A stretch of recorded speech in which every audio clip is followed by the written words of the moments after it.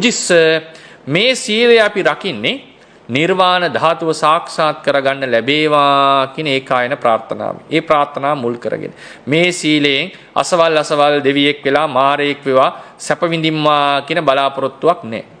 ඒවා වලට ඉලක්ක කරගෙන නෙවෙයි නිර්වාණය ඉලක්ක කරගෙන මේ සීලය රකින්න. තණ්හා දාසත්වයෙන් මිදෙන්නයි මේක කරන්නේ.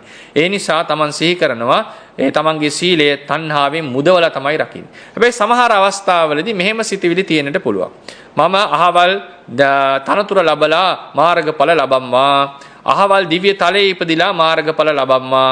මාර්ගඵල ලබනකන් සුගති පරායන උප්පත්ති ලබම්මා. මේ ආදී ප්‍රාර්ථනා තිබුණාට ඒක තරම් ගැටලුවක් නෙවෙයි. මොකද සසර වසනතුරට සමහර වෙලාවට නිවන් දකින්න බැරි වුණොත් Tamanට සංසාරයේ සුගති පරායන උප්පත්ති වලට යන්නට වෙනවා. ඒ වෙලාවේදී ප්‍රාර්ථනා පිහිටුවාගෙන ගියාම සංකාර උප්පත්ති සූත්‍ර අටුවාවේ හැටියට Tamanට පහසුවෙන් Tamanගේ ඉලක්කයන් සපුරා ගන්නට පුළුවන් වෙනවා. ඒ නිසා ඒ තමන් නිර්වාණ ඉලක්කයේ හිත තුළ තියෙනවා නම් පිංගතුනි ඒ අතරතුර යම් යම් භවභෝග සම්පත් හෝ සුගති සම්පත් ප්‍රාර්ථනා කළාට දවසක මේ කෙලෙස් ධර්මයන් දුරු කිරීමට තෘෂ්ණාව දුරු කිරීමට හිත තියෙන නිසා ඒ සීලය බුජිස්ස ගණයට යනවා. ඉතින් ඒ නිසා අර බුජිස්ස ගණයට යන් බුජිස්ස කියන්නේ නිදහස් වෙච්ච නිදහස් භාවය ඇති කරනවා. වහල් භාවයෙන් මුදවනවා කියන එකයි. ඔය උපසම්පදා සීලය සමාදන් වෙන්න යනකොටත් කර්ම වාක්‍ය කියන්න යන කලින් අහනවානේ බුජිස්සෝ සී කියලා. ඔබ නිදහස් පුරුෂයේද වහලෙක් නෙවෙයිද කියලා අහනවානේ. ආ ඒ වගේ අපේ තියෙන වහල් භාවයන් දෙකක්. ඒ තමයි එක මිනිස්සෙකුට වහල් වෙලා ඉඳීම. ඔහුගේ යටතේ සේවය කරන්න වීම එක වහල් භාවය. දෙවෙනි වහල් භාවය තමයි කෙලෙස් වලට වහල් වීම. විශේෂයෙන්ම වහල් භාවය ඇතිවන්නේ තෘෂ්ණාවට.